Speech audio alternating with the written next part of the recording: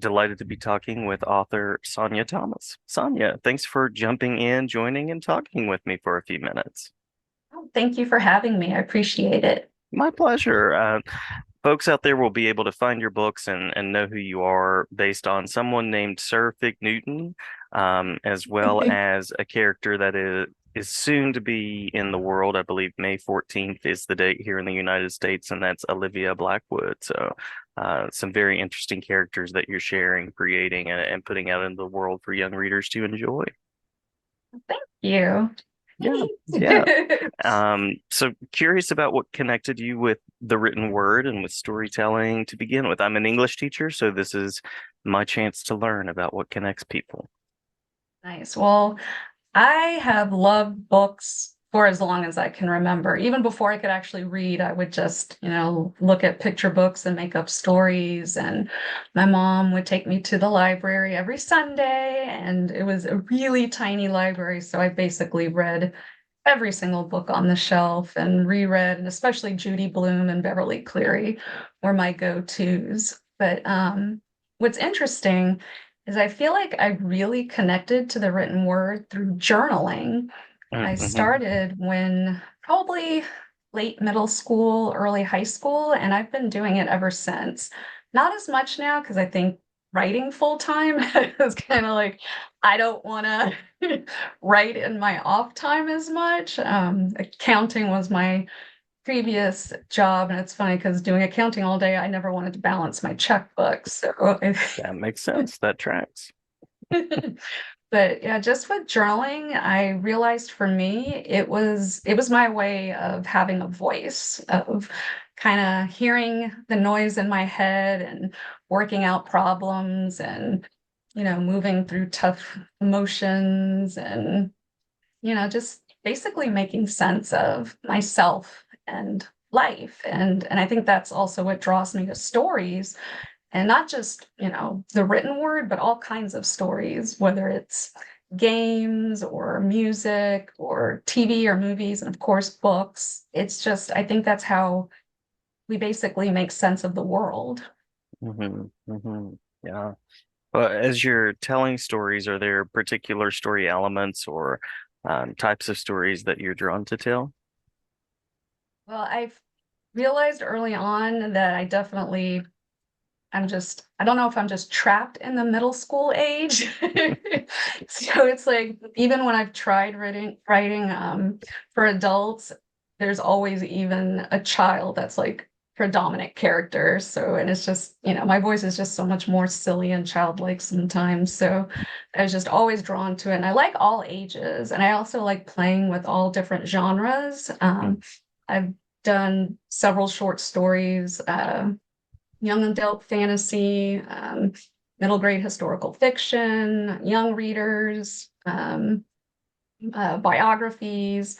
But I always seem to come back to like middle grade. For some reason, that's the voice that just, I think that's kind of, I feel like it's that age where we figure out who we are. Hmm. We love our family, we love our friends, but we're starting to find our own identity and where we fit in the world and kind of like what our interests are and what our beliefs and values and how that differs from the people around us. And I don't know, even as adult, I feel like we're constantly kind of feeding into that same thing, figuring out who we are and just how we show up.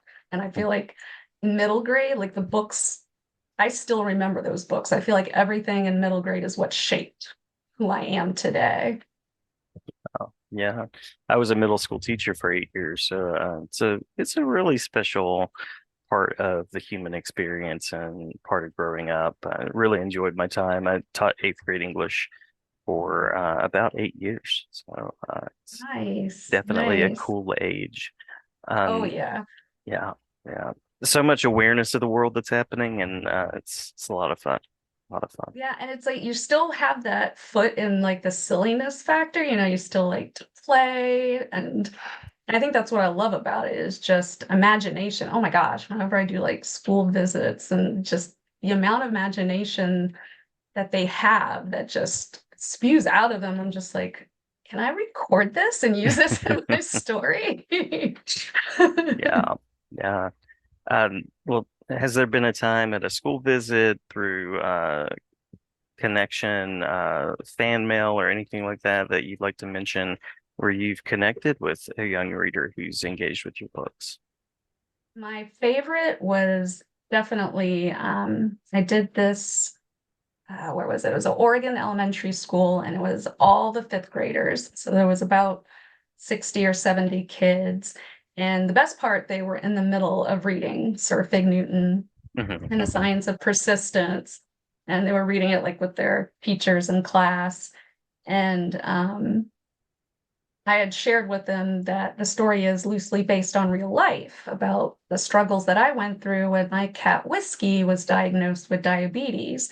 And during the Q&A, this one girl had asked, um, is Whiskey still alive? And she actually said the name of my cat rather than Sir Fig Newton, but I could tell just by the way she said it, like the look on her face, it was kind of a safe way of finding out, what happens to Sir Fig Newton, what happens in the end. So I could tell that one, I mean, she was listening and paid attention and was engaged and was also very connected to the story. So that really touched me a lot. And then I got um uh, letters afterward, and I just remember I was like sitting outside and reading all of them, and I just had happy tears because so many of them, again, the talent is just amazing. There was a lot of fan art, and one of my favorite, I wish I would have pulled it out. One of my favorite, most gorgeous picture of the main character, Myra.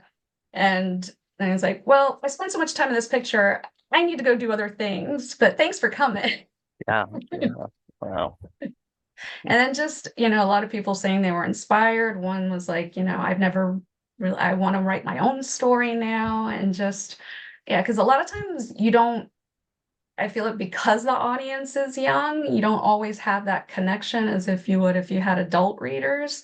So a lot of times I don't always know, you know, if the kids are reading it or is it just, friends and family and stuff like that.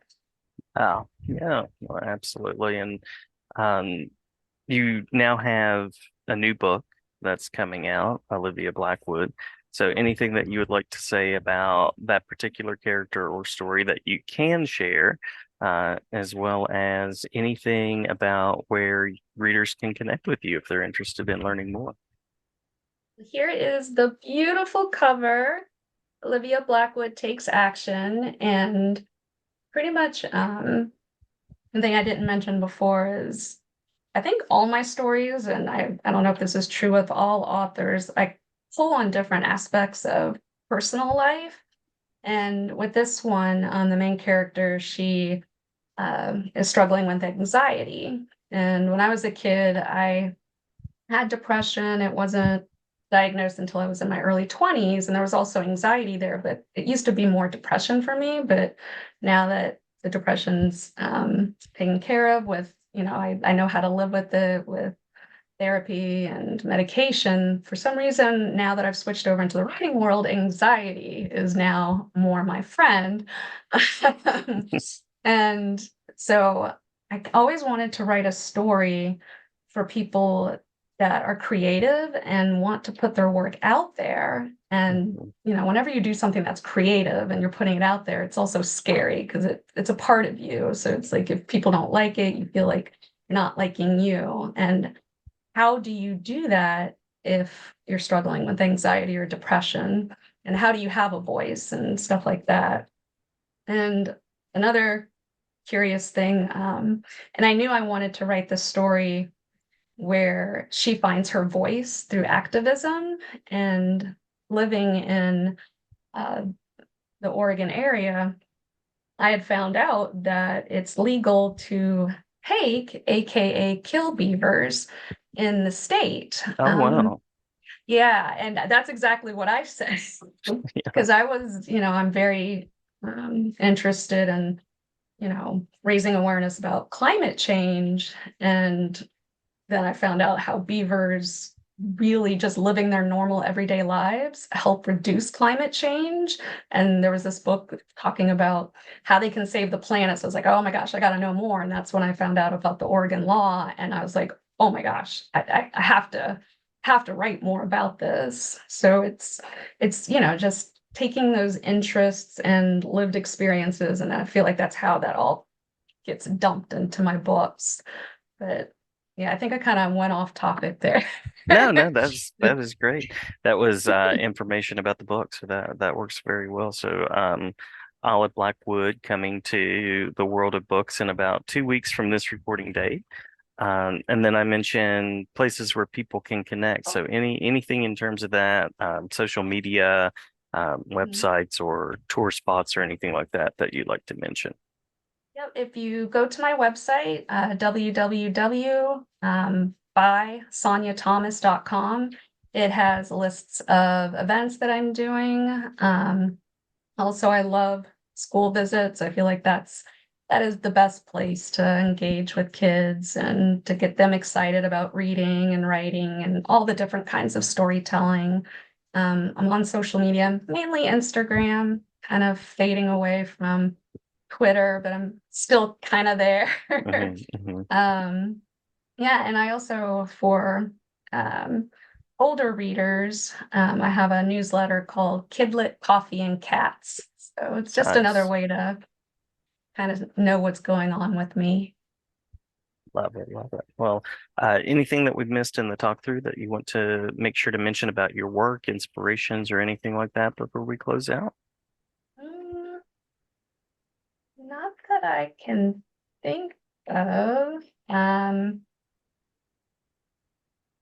Yeah, I guess just with, you know, a lot of times you hear kids sometimes they don't like reading and or they don't like stories. And that's why I feel like they just haven't found the book that speaks to them or the story that speaks to them. And so that's another reason why I love writing is trying to connect with the reader. So whether it's, you know, seeing themselves in the lead role. Oh, hello, there's a puppy if people are also Yes, looking. I think her mommy is up. It's a I see, very and I think exciting that's moment. another, yes. And I think that's why animals always show up in my books too. It's like I And didn't in the even, podcast as well. Love it. yeah, I don't even do it on purpose, but they know. But yeah, just connecting with, you know, with readers is important, and you know, for them to find that book is like that book is out there. And even I always like challenge kids too. It's like if the book's not out there, then write it. What's Hmm. the story that you want? And you know, we all feel and we all have experiences, and whether you want to see that on the page or to see what other people go through, I don't know, I think it's just fun and interesting. Absolutely. Absolutely. And a big part of why we read in the first place. So I love that and very well said.